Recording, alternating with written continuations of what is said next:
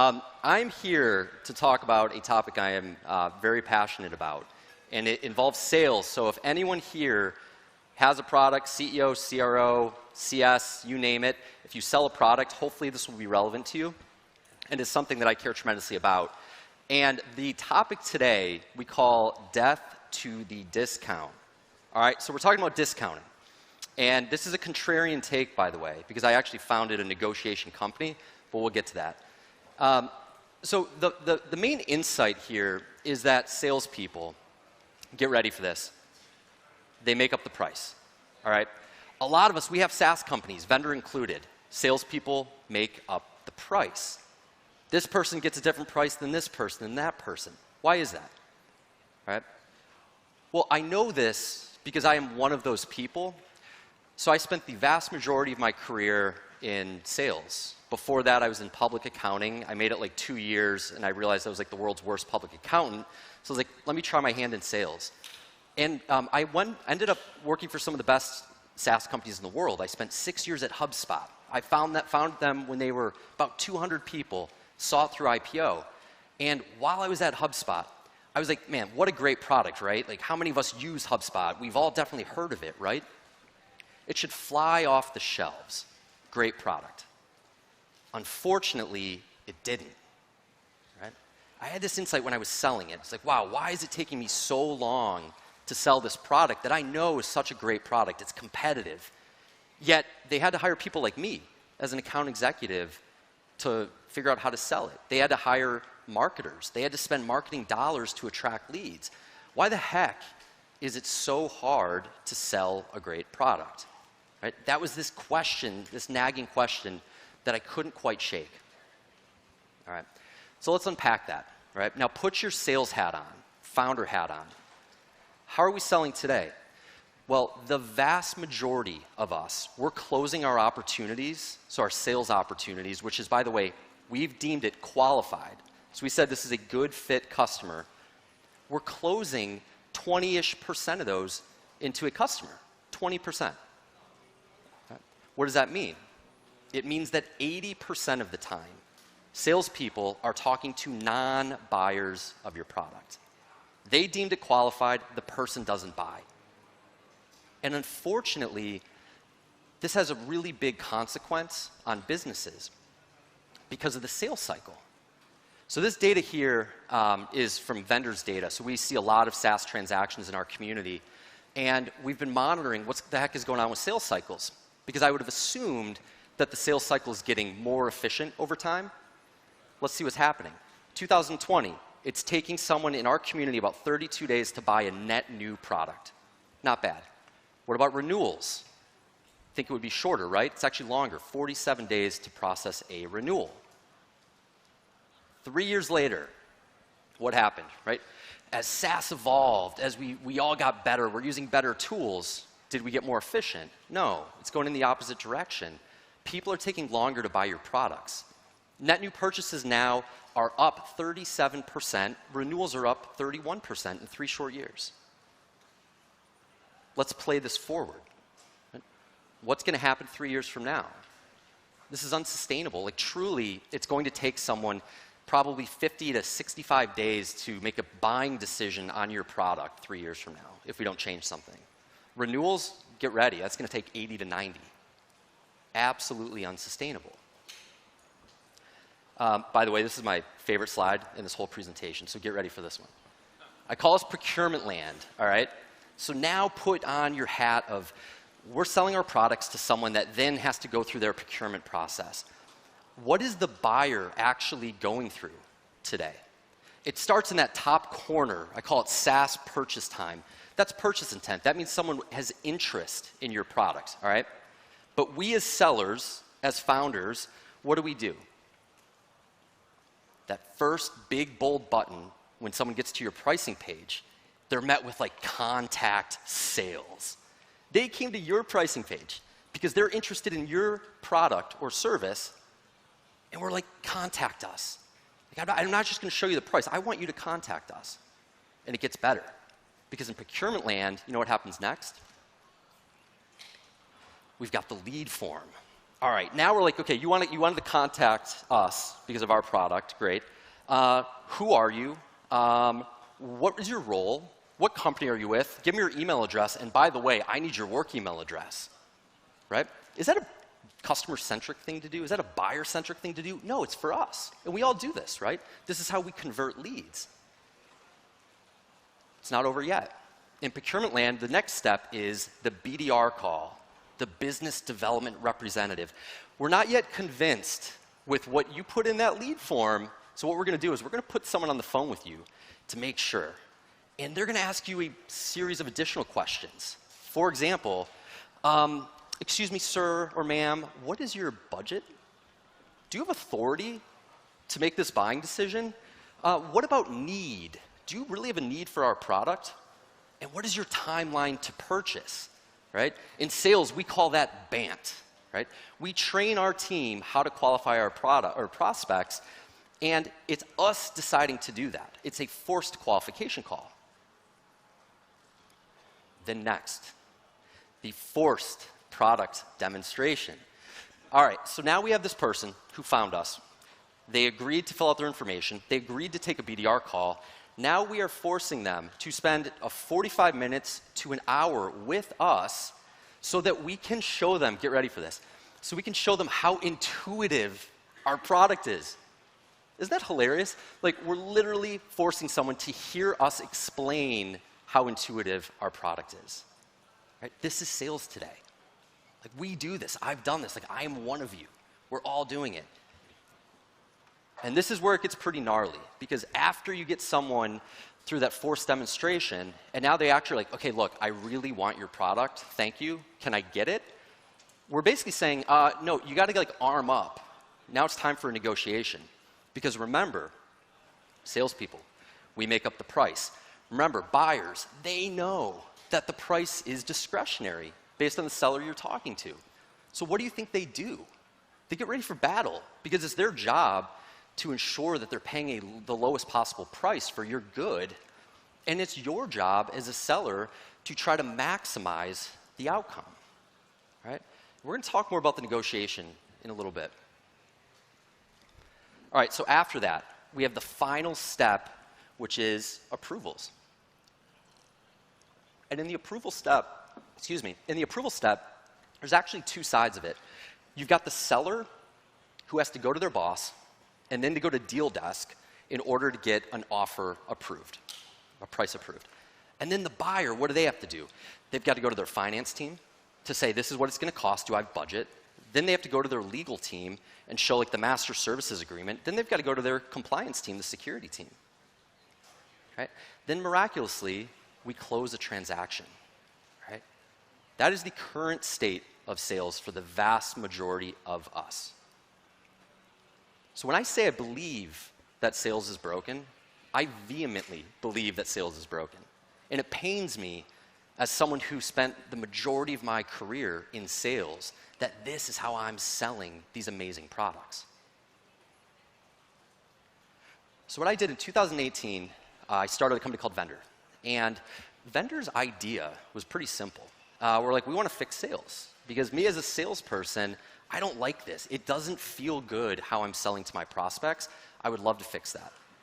And our wedge into this market was, I don't think anyone really likes being sold to, so why don't we just buy for them? The fact is, sales is so complicated today that Vendr has built a $1 billion business in 5 years because people don't know how to buy SaaS products. They're like, Vendr, mercy. I don't get it. I don't know which products I should buy. I don't know what price I should pay. Can you just do it for me? Right? Because this is so broken. So literally, as the person and the company that started this category called negotiation as a service, I'm like, it is wild that this even has to exist. Like, I will gladly shut my company down if I have to, if it means we can actually fix sales. Because it's big business. It's expensive. Sales and marketing expense as a percentage of revenue for the top companies, the best. This is from Clouded Judgment by Jamin Ball, amazing newsletter. These are the top 20 public SaaS companies. They're spending 44% of their revenue on sales and marketing. The most efficient companies are spending 44% on sales and marketing. So let's look at the inverse of that. Right? What are they spending on research and development? About 27%. Right? So what I find interesting about this is, imagine you've got a bunch of balloons or balls. I'm not really sure what these are, but I like it. They're filling up a bucket. That bucket, this is your available revenue. It's your available cash to invest in your company. What's happening today is that the vast majority of those balls are going to sales and marketing. Fewer are left over for research and development. And what's included in research and development? Your product team, your designers, right? Your engineers, your data team, right? The team that is actually building the product. So what I can't really get my head around is, like, who is the actual loser in all of this? Like, who is the one that is not getting, like, winning in this equation? And the one that loses the most is the customer, right? Because the customer is buying your product. They're buying your product. They're not buying your sales team. Yet they're paying for your sales team, right? Goods are priced based on how much it costs to produce. And the fact is, we're putting most of our revenue into sales and marketing. And so the price of SaaS is actually greatly inflated because of this equation. And on this slide, there's a lot of go-to-market tools, products, platforms. Vendr, like, I love these companies. We use a lot of these companies. They're incredible. Right? They are all designed, I believe, to help fix sales. They're built for sales teams. They're built for CS teams to help people become more efficient. What I don't understand is, with all of these amazing technologies, why is CAC at an all-time high? CAC is spiking as we are gaining access to all of these incredible products. What's going on? So if we want to fix this, one option is just to build more sales tools, right? But I think those companies are doing a great job. I don't really have an idea of a better sales tool I could create. And there's plenty more that's not on that list. So I think we've got to take a different approach. If we want to fix sales, we must fix CAC. The cost of customer acquisition right now is the thing that is preventing us from building the best possible product. And to fix CAC, I'm coming back to the thematic here. Death to the discount. We got to kill the discount. It's the easiest thing we could do to improve our efficiency. And when we improve our efficiency, guess what happens? Our customer benefits. All right, so I'm going off the rails a little bit with this one, but this is like, if you take a step back of, like, why the heck do we actually discount? It's that precious little discount that sales teams cherish. And it's that, and it's your pricing information. We as sellers, we're like, okay, our buyers have all the information. What are we going to do? We got to hold some back. We're going to hold price back. And then we're going to allow our sales team to determine when they should give a discount versus when they should just charge list price, right? It's this strange power dynamic. And is it working? We've been doing this for decades. Is it working? I don't think so. As a seller, even pre-Vendr, when I was selling products, I never liked that I had the ability to literally decide what you pay versus what you pay. Sometimes I literally felt bad for a company, and I just gave them a massive discount. Other times I was like, you know what, I'm at my quarterly quota. I'm good. I'm going to hold firm, right? It's like roulette for the prospect. Unlucky that they got me when I was already at my number. Like, what? Doesn't make any sense. And this is why people don't trust salespeople. Right? So I take this profession very seriously because I actually believe I'm trustworthy. At least I want to be trustworthy. Yet 97% of our prospects come into the sales process assuming that what we say might not actually be the truth. All right? So that's what the buyers are experiencing. This has major impact to our sales efficiency, and it's got major impact to our CAC. So all the data now, this is all Vendr's data across tens of thousands of transactions on our platform. 22 days are spent in the negotiation, double the time to get through legal review. Like haggling over price, 22 days, like negotiating a master services agreement, 11. Security questionnaires, 9. Right? This is like it's like an unforced error, you know? Like we've just decided that we should make our price negotiable. But what we didn't realize is by doing it, we're like opening up the discussion of what should the price be versus just doing the hard work and determining what the price should be and then holding firm. In 22 days, it represents 52% of the sales process. Like imagine in all of your sales teams, like all of your active opportunities, imagine if those closed 52% faster. That would be incredible. What do you think you could do with that time? I bet you could probably spend more time prospecting, finding the next customer. You could probably also take on a higher quota, right? Because it's faster for you to transact.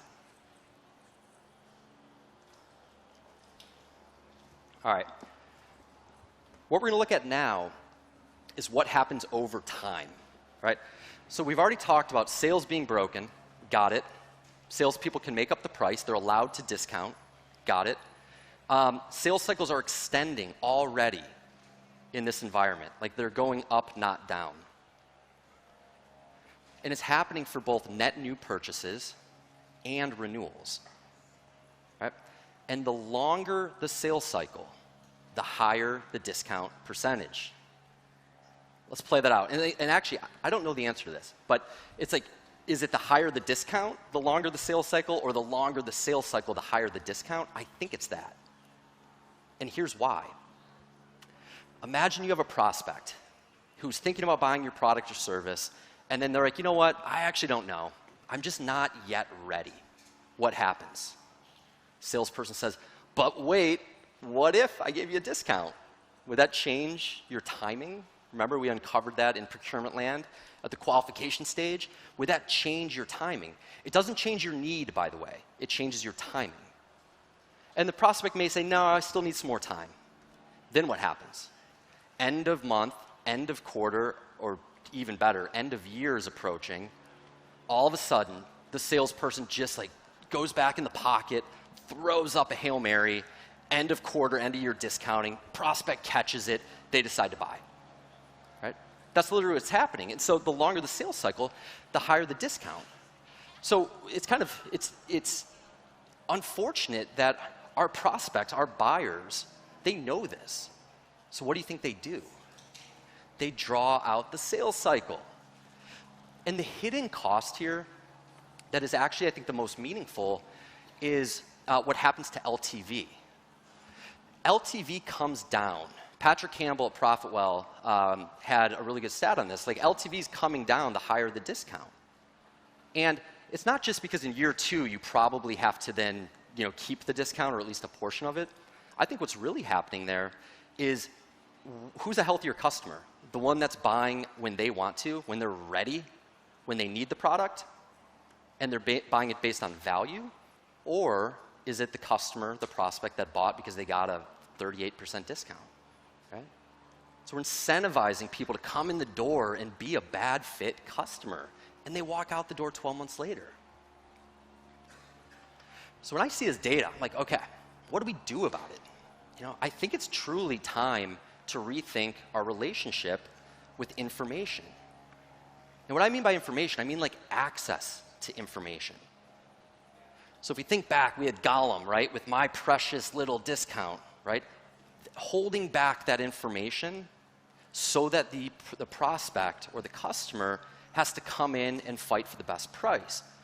But if we lean in to transparency and trust, imagine what could happen. Potentially that negotiation stage comes down. Could that actually happen? I think it could. So what I took here is like, by the way, Vendr, I have to look in the mirror for all of this myself. We have a sales team. We've discounted. We're attempting to standardize. It's really, really hard. So I looked at some of the stats for our own team. Our top 10% of account executives, these are their stats. They close at 26%. They're giving an average discount of 4%. All right? What do you think happens for the bottom 10% of our sales organization? They're closing at 15%, but they're discounting 16%. So, like, one argument would be like, as a buyer of software, you gotta like hope you get a lower performing rep to maximize your discount. The other argument is you should never have bought. You're not yet ready, and that is perfectly okay. Right?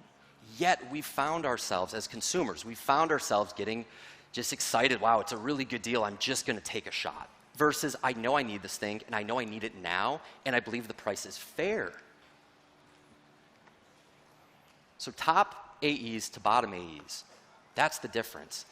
42% lower close rate, 4x higher discount. All right, that's Vendr. Let's look at some others. I love shining a light on Snowflake here, and I'll tell you why. Whenever I talk about kill the discount, death to the discount, someone is always like, wait, Ryan, excuse me, I don't think you understand. I am a strategic seller, and I sell to very big companies, and I have a very complicated offer. It is my job. I'm very proud as a strategic seller that I sell on value, and I help create custom offers for each, usually client, not customer, and I then price them based on the value that they see in my product. I don't know if we have any in the room like that, but if we do, I don't know if that resonated. I think it might have. But here's what I'll tell you. Snowflake, they also sell to the enterprise. They also have a technical product. They also have done the heavy lifting, the hard work of standardizing their price. Yes, they discount. But you know what? They don't make it up AE to AE. At Snowflake, you know who makes up the discount? Their CFO. They uncovered all of the variables that go into a price, which is hard, especially when you have like legacy pricing. They did the heavy lifting though. And now they'll tell you, look, do you want a bigger deal? Cool, buy more credits. Hey, do you want an even better deal? No problem, do a 2-year deal. Do you want an even better deal? Do a 3-year deal. There's nothing to hide there, right? This is enterprise sales. They sell to the Fortune, probably most of the Fortune 100. Let's take a look at someone else. Figma. This one's fascinating. 0% discount. The big question is, what do you think's happening to their sales cycle, right? Because sellers don't have that magical lever of the discount. They're not able to negotiate because they've also realized they don't have to. They adopted that very early on. So one would argue that their sales cycle probably gets extended. It's not. It's the exact opposite. When Vendr customers buy Figma, we buy it like that, 11 days. It's easy. That's the average, 11 versus 44. So for every single transaction, guess what? The Figma account executive is shaving off 30 days. 30 days. That's taking us to go sell our products. They're just running circles around us because they've taken the guesswork out of it. So what does this mean? Like, I think there's 2 races going on. And I think there's 2 camps here. I'm not actually sure which one's right. I know which one I want to be. But the first race is all about best sales team wins. So what I pulled here is the median sales and marketing expense as a percentage of revenue. Remember that average was 44. And let's look at competitors, Salesforce versus HubSpot, Asana versus Monday, Box versus Dropbox. And what you see here is that it's kind of this rat race. It's a race to the bottom where you're kind of like looking around in your category and you're probably just like, oh, shoot, the competitor just hired some more salespeople. I guess we do too, right? Which I get because we're all trying to grow. And the most predictable way to grow is to invest more in sales and marketing. That's why we go put up the billboards on the way to SaaStr. It's why a lot of us come here and have a booth. right? Yet, what's the other game? I think it's a much more interesting one. When you look at those public companies and you start looking at their research and development expense as a portion of revenue, this is where I think the companies are determining, are they betting for today or are they betting for tomorrow? Because with product development, obviously, like, you're doing that to build a great product so that product eventually sells itself. But today's reality is it doesn't really sell itself. So us as founders and as startups, it's time to look in the mirror and say, there's two choices here. Your legacy with your company, do you want your legacy to be the best sales team wins? And you only can pick one, you can't pick both. Or do you want your legacy to be that the best product wins? Right? I want to be this one, right? But most of us, when we build our businesses, we catch early product market fit or we have an MVP, the first thing we do is we take all of the available money and we start hiring sales. So if we take our SaaS hats off for a second, I know this week has been heavy SaaS. Let's look at a different industry. When you buy a car, how does it at least used to be, and it's still kind of like this. This is from Matilda, by the way. What do? You show up to the lot, they have a bunch of salespeople there, you determine the car you want, and then you leave the lot, intentionally telling them you're leaving, and then you go across town to the other Toyota dealership, get a competitive quote, then you go back. And then what does the salesperson do? They say, hey, sorry, can't get you that price, I gotta go ask my boss, and then my boss's boss's boss. Right? So that was the name of the game. And car dealerships spend a ton of money on their lot, on their salespeople. But then our eyes were opened. We were like, wait a second, Tesla, you don't have to go to a lot? You don't have to haggle? Not only do you not have to, you're not allowed to haggle. They determine the price. They also determine when they lower the price, which they're doing right now. They did the heavy lifting of structuring all the variables that go into the price you pay for a Tesla, so you don't have to go through that horrible experience of haggling and trying to buy a car. So SaaS, how are we doing? When I think back to procurement land, right, that's really kind of the reality today. I think that's the reality of used car sales. We're not yet affording our customers the ability to buy Gong the same way they buy HubSpot, to buy Salesforce the same way you buy Snowflake. Right? If we solve for the customer and truly make the experience, the buying experience of their dreams, great things happen. So how are we going to get there? Right? There's got to be a catalyst. And Vendr's mission is to fix sales. So how we are attempting to do this, and I hope it works, but if it doesn't, I hope someone else does it more successfully than us. What we're doing is we're saying, look, we've got the data. And first of all, Gartner's had data on top SaaS for 40 years. That's not a new thing. But for SaaS, it's been really challenging because we had the sales protection over pricing and packaging. Those days are gone. Buyers of your products know the fair price. The data's out there. They also know the winning products versus the losing products because they're seeing trends. That informs them to make the right decision for them, which actually brings sellers better customers. But that data, it goes to the other side as well. To fix sales, you've got to take all of that data and give it directly to the salespeople and to the sellers. Because you can show them who's buying what in their category, what their ACVs are, what people are paying, why they win, why they lose. And what happens is some sellers take that information and they don't do anything with it. Others take that information and they build better products, better processes, a better sales process that's more customer friendly. And what do those investments net? Better customers, more customers, healthier customers that are going to stick around longer. That's the true win-win with the data. So the era of discounting, sales-led discounting, it's not over today, but I think if we're talking in 5 years, it's 100% going to be over. So if I'm building a business today, I'm leaning into price transparency because I genuinely believe it's what your customers want. And if you bring trust and transparency to the equation, you are also the beneficiary of it. You're going to close more deals faster. So the one call to action today, if you're open to it, kill the discount, give it a shot. It's a two-way door. If it doesn't work, you can always go back. Thank you.